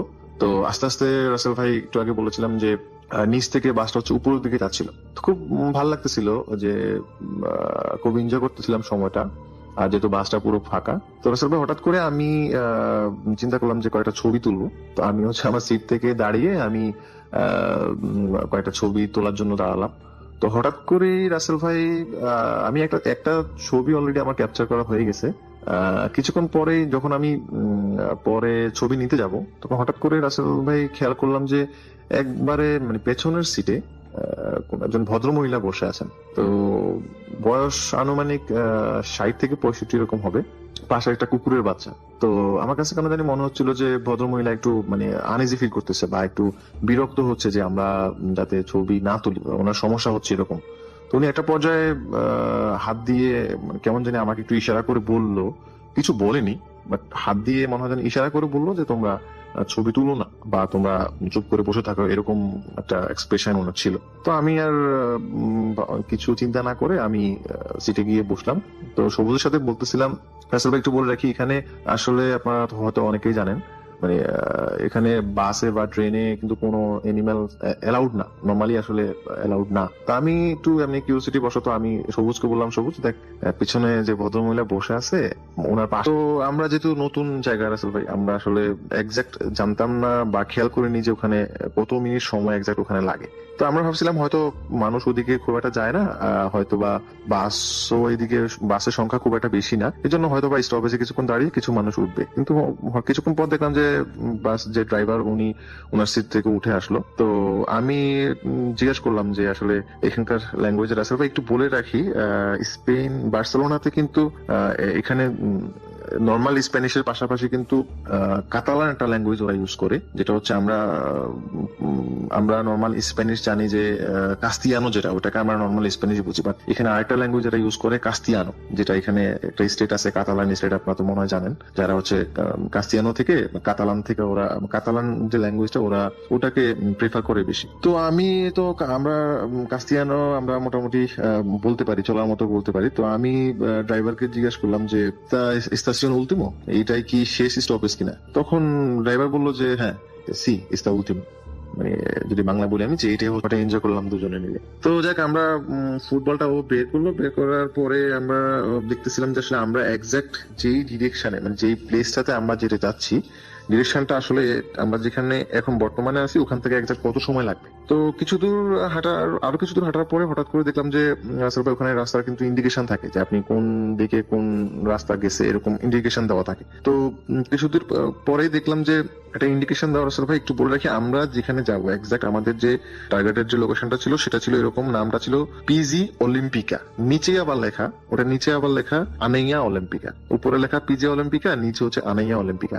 আর ঠিক ওইটার পাশে আরেকটা ইন্ডিকেশন ছিল এরকম, যেটা হচ্ছে আমরা ভুলবশত চলে গেছি, ওটা হচ্ছে ফন্ট দেল ঘাট, নিচেই সেম লেখাটা আনাইয়া অলিম্পিকা, যেটা পিজি অলিম্পিকার নিচে লেখা ছিল, জাস্ট উপরে লেখাটা হচ্ছে ফন্ট ঠান্ডা পড়তেছিল ওখানে। তো আমি হঠাৎ করে সবুজ করলাম, সবুজ আমার মনে হয় আমরা ভুল রাস্তায় চলে আসছি, আমার মনে হয় আমরা এই দিকে আসলে আমাদেরকে আসা উচিত হয়নি। তো ও বললো যে তাহলে একটু গুগলে সার্চ দিয়ে দেখি। তো গুগলে সার্চ দিয়ে দেখার পরে দেখলো যে আসলে আমরা ওখানে যেখানে আসি ওখান থেকে আসলে আমাদেরকে যেখানে আমরা এক্সাক্ট যাবো পিজি অলিম্পিক, এটা আসলে অন্য দিকে রাস্তাটা ছিল, মানে আমরা শুরুর দিকে যেদিকে যাচ্ছিলাম ওদিকেই ছিল। তো দুজনে অনেক টায়ার্ড, মানে ও আমাকে খুব রাগারাগি করতেছিল যে তুই না বুঝেই একটা রাস্তায় চলে আসছস, এখন রাত তখন রাসেল ভাই অলমোস্ট 9:50 10টার কাছাকাছি এরকম। তো আমরা রাসেল ভাই দুজনে অনেক টায়ার্ড হয়ে গেছি, মানে নিচের দিকে যে নেমে আসবো মানে এরকম এনার্জি পাচ্ছিলাম না। তো হঠাৎ করেই রাসেল ভাই আমি ওকে বললাম যে একটু কিছুক্ষণ আমরা একটু রেস্ট নিই, যদি কেউ আসে তাহলে জিজ্ঞাসা করবো যে আসলে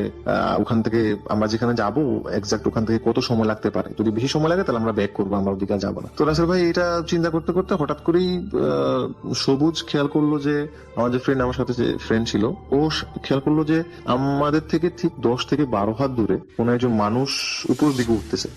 এক্সাক্ট মানুষ এইজ কত বা ছেলে মানুষ না মেয়ে মানুষ আসলে আমরা ততক্ষণ পর্যন্ত বুঝতে পারিনি। তাই বললাম যে চল তাহলে আমরা কষ্ট করে আর একটু উঠি, ওনাকে আমরা ধরি, ওনার সাথে কথা বলি, ওনাকে যদি, যে অবশ্যই এখানে লোকাল হবে, এত রাত্রে তো আর এখানে টুরিস্ট আসবে না। তো আমরা একটু মানে ব্যাগ নিয়ে হচ্ছে ওনাকে ধরার জন্য ওনার দিকে টেনে যাচ্ছি। যাওয়ার পরে যখন ঠিক ওনার কাছাকাছি যখন গেলাম, তখন রাসেল ভাই আসলে চিন্তা করতেছিলাম যে কি বলবো ওনাকে, কারণ এখানে অনেকে আসলে এখানে কাস্তিয়ানো ওরা বুঝে, কিন্তু কাস্তিয়ানো ওরা আসলে বলতোটা ভয় মনে হয় রাসেল ভাই। আমি লাস্ট 7 মাস আমি ইউরোপে আসছি, এখানে এতটা ভয় মনে হয় আমার সাথে যে ফ্রেন্ড ও মনে হয় জীবনে পায় নাই, আমিও পাই নাই। রাসেল ভাই আমরা ঠিক যেই মানুষটাকে আমরা বাসে দেখে আসছি, যে বুড়ো মানুষটি, বৃদ্ধ মহিলা, ঠিক ওই মানুষটাই এখানে। তিনি উপরের দিকে উঠছেন, হঠাৎ করে আমাদের দিকে তাকিয়ে রাসেল ভাই মানে বিশ্বাস করবেন না কতটা ভয় পাইছি আমরা। একে তো রাসেল ভাই অনেক টায়ার্ড, মানে প্রচন্ড ঠান্ডা পড়তেছিল, অনেক ঠান্ডা বাতাস, মানে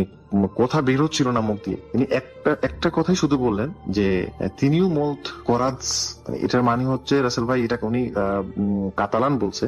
আমরা আসলে একজাক্ট তোকে 60-এর উপরে সে বাস থেকে কখন নামলো, আমরা কিন্তু বাসের সামনের দিকে বসছি, তো আমরা কিন্তু ওনার আগেই নামার কথা, যেহেতু উনি পেছনে বসছে। রাসেল ভাই আমরা নেমে বের হয়ে গেছি, উনি কখন নামছে আমরা ওনাকে দেখিও নি। আর উনি যদি নেমেও থাকে তাহলে উনি নিশ্চয়ই হেঁটে আসলে, আমরা যে পথ দিয়ে আসতাম ওখান দিয়ে আসছি, ওখান দিয়ে আসার কথা। কিন্তু এই বৃদ্ধ মহিলা ওখান থেকে আমাদের আগে এসে এই খাড়া পাহাড়ে এইভাবে উঠে যাবে রাসেল ভাই, এটা আসলে কোনোভাবেই বিশ্বাস করার মতো না। আর এই জন্যই বেশি ভয় পেয়ে গেছিলাম রাসেল ভাই আমরা, যে এটা কিভাবে সম্ভব। একজন বৃদ্ধ মহিলা বয়স 60-এর উপরে, তিনি ওখান থেকে আমাদের আগে হেঁটে এসে যাচ্ছিল, এই সময়ের মধ্যে উনি কিভাবে এখান থেকে গায়েব হয়ে গেল। আশেপাশে দুই পাশে হচ্ছে জঙ্গল, উপরের দিকে হচ্ছে খাড়া পাহাড়। আচ্ছা ভাই ওখানে যে সোডিয়ামের যে লাইটের যে আলো ছিল, মোটামুটি এখানে তো আপনারা জানেন যে উন্নত দেশগুলোতে মোটামুটি ম্যাক্সিমাম এরিয়াতেই আপনার সোডিয়াম লাইটের আলো থাকে। তো আলো দিয়ে যতটুকু মানে দেখা যায়, বা আমরা একটু উপরের দিকে হেঁটেও গেলাম রাসেল ভাই, যদি পর্যন্ত দেখেও আসছি যেখানে কোনো মানুষের কোনো অস্তিত্ব নেই রাসেল ভাই। আর আমরা ওখানে একটা সেকেন্ড ওখানে অতিবাহিত না করে আমি বললাম সবুজ, করলাম সবুজ, আমরা এখনই হচ্ছে এখান থেকে চলে যাওয়া উচিত আমাদের, আর সামনের দিকে যাওয়া উচিত না। তো রাসেল ভাই আমরা হচ্ছে মোটামুটি ভয় নিয়ে, কি বলবো, শরীর তো ঠান্ডা হয়ে গেছে, প্রচন্ড ঠান্ডা পড়তেছিল, আর ঠান্ডা বাতাস। রাসেল ভাই আমরা ওখান থেকে হচ্ছে পিছনের দিকে ব্যাক করতে করতে রাসেল ভাই আমরা অনেক দূর পর্যন্ত হাঁটা পরে আমরা যে সমতল যে জায়গাটা বলছিলাম আপনাদেরকে, আমরা ঠিক ওখানে এসে পৌঁছাই। তো রাসেল ভাই আমি সবুজকে বললাম যে সবুজ অনেক রাত হয়ে গেছে, তখন অলমোস্ট রাসেল ভাই 10:30 একটু বেশি হবে, 10:40-এর মতো হবে এরকম। তো অনেকক্ষণ পর্যন্ত আমরা ওখানে দাঁড়িয়েছিলাম রাসেল ভাই, কোনো মানুষ নেই। কাউকে যে জিজ্ঞাসা করবো যে আমরা আসলে কি ব্যাক করবো নাকি কি করবো বুঝতেছিলাম না। যে আমরা এখান থেকে যদি আমাদের যেখান থেকে আমরা বাসে উঠছিলাম না, বুঝে বললাম যে দেখো আমরা এখানে আসছিলাম এরকম এরকম এরকম একটা ঘটনা আমার সাথে করছে, এখন আমরা আসলে কিভাবে আমরা বাসা যাবো, আমাদের বাসা ঠিকানা বলার পরে। তো ভদ্রলোক আমাদেরকে যেটা বললো যে তোমরা তো মনে হয় এখানকার টুরিস্ট, তো এই সময় আসলে তোমাদের এখানে আসাটা উচিত হয়নি। এটা একটা সুন্দর এরিয়া ঠিক আছে, বাট তোমাদের এই সময়টা তোমাদের আসা উচিত হয়নি। তো রাসেল ভাই পরে উনি যেটা বলবো যে এখানে 2 থেকে 3 মিনিট সামনে গেলে একটা বাস স্টপেজ আছে, ওখান থেকে যদি বাস থাকে, উনি বলতেছে উনি শিওর না যে এত রাত্রে এখানে বাস আছে কিনা, উনি শিওর না। তো মোটামুটি রাসেল ভাই এই বলে উনি চলে গেল।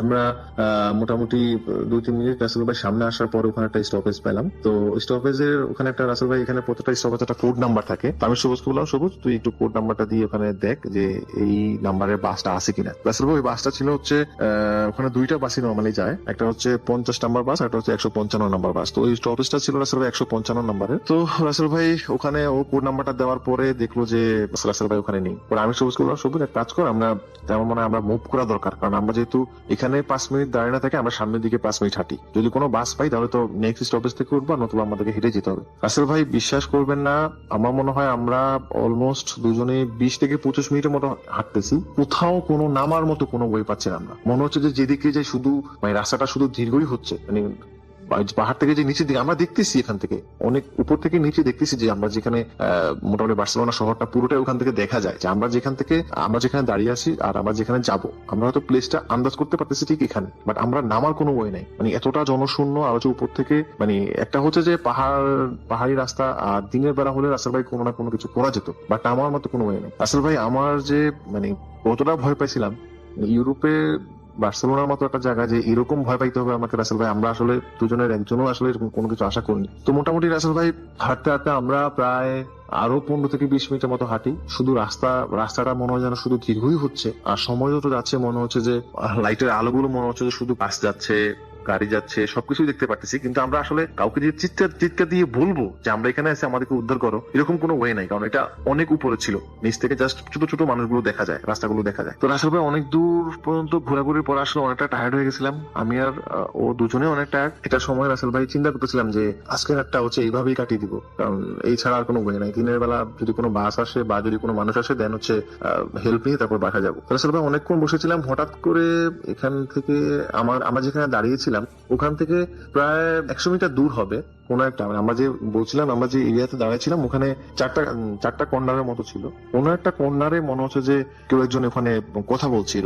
তো রাসেল ভাই বিশ্বাস করিনি যে এত রাত্রে ওখানে, তখন অলমোস্ট 12:30 মতো বাজে, 1:45 মতো বাজে, এত রাত্রে এখানে আসলে কোনো মানুষের অস্তিত্ব এইভাবে পাবো আসলে মানে জানি না আল্লাহ তাআলা কিভাবে আসলে আমাদেরকে এইভাবে সাহায্য করছে, আসলে আমরা নিজেরাও মানে বুঝতেছিলাম না। তো আমরা মানে খুব তেড়ে গিয়ে ওনাদের দিকে গেলাম, দেখি হয়তো মনে হচ্ছে যে ওখানে মানুষ কথা বলছে, কয়েকজন মানুষ ওখানে কথা বলবে, জাস্ট আঁকা বাঁকা রাস্তা আছে, বাট সেটা বের করে নিতে হবে, কারণ রাস্তা হচ্ছে খুব সরু রাস্তা আর হচ্ছে খুব রিস্কিও। ওরা বললো যে এভাবে আমাদেরকে ডিরেকশন দিয়ে দিল যে একটু সামনে গিয়ে বাম দিকে একটা সিঁড়ির মতো, আসলে উচ্চতা ঠিক বলতে পারছি না, আমার জানা নেই, বাট অনেক উপরে ছিল। তো রাসেল ভাই কি করব, ওনাদেরকে অনেক থ্যাঙ্কস দিয়ে আচ্ছা আমরা দুজনে হচ্ছে মুভ করতেছিলাম। তো নামতে নামতে নামতে নামতে রাসেল ভাই অনেক দূর পর্যন্ত নামতেছি, মনে হচ্ছে যে রাস্তাই শেষ হচ্ছে না, কিন্তু পর্যন্ত কিছুক্ষণ পরে আমি হচ্ছে পড়ে যাচ্ছি, আবার ও আমাকে উঠাচ্ছে, আবার ও পড়ে যাচ্ছে, আমি ওকে উঠাচ্ছি, আবার কোনো একটা সময় দুজনেই পড়ে যাচ্ছি। রাসেল ভাই পড়ে গিয়ে উঠে গিয়ে এভাবে অনেক কষ্টে আমরা হচ্ছে শেষমেশ পাহাড়টা শেষ করে নিচে নামলাম। পাহাড়টা শেষ করার পর রাসেল ভাই আমরা একটা হাইওয়ে ছিল, ওই হাইওয়ের মাঝখানে এসে আমরা ঠিক নামলাম। তারপরে দুজনে অনেকক্ষণ ওখানে বসেছিলাম, প্রায় আমরা এটি ওখান থেকে বাসায় চলে আসি। ঘটনাটা অনেক দীর্ঘ হয়তো হয়েছে, তো আশা করি ঘটনাটা সবার কাছে অনেক ভালো লাগছে। তো দোয়া করবেন আমাদের জন্য, আর যাতে নতুন কোনো প্লেস আমরা এক্সপিরিয়েন্স করতে পারি। আর সবাই ভালো থাকবেন, আসসালামু আলাইকুম। নতুন একজন অতিথি এই মুহূর্তে আমাদের সঙ্গে আছেন, তার সাথে আমরা কথা বলবো। আপনার নামটা প্লিজ একটু বলবেন, তারপর আপনি বলবেন যে আপনি কোথা থেকে এসেছেন, তারপর আপনার ঘটনায় যাব। আমি ওমর ফারুক বলছিলাম, মিরপুর 12 থেকে এসেছি আমি। জি। আমি যে ঘটনাটা শেয়ার করবো আসলে এটা হচ্ছে আমাদের গ্রামে ঘটা আর কি। আমার একটা বড় ভাইয়ের কাছ থেকে শোনার, বড় ভাইয়ের নাম হচ্ছে কালাম, উনি আমাকে শেয়ার করে। জি।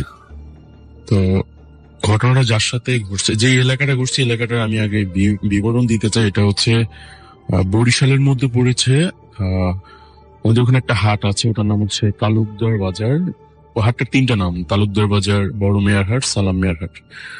তো ওই হাটটা হচ্ছে মানে গ্রামটা এমন গ্রাম যেখানে হচ্ছে কিছুদিন হয়েছে, যেরকম 1 বছর হয়েছে কারেন্ট হয়তো বা এখন গ্রামে সব জায়গায় আছে, আগে ছিল না, মানে অজপরা গা একটা এই টাইপের। তো আমি যার কথা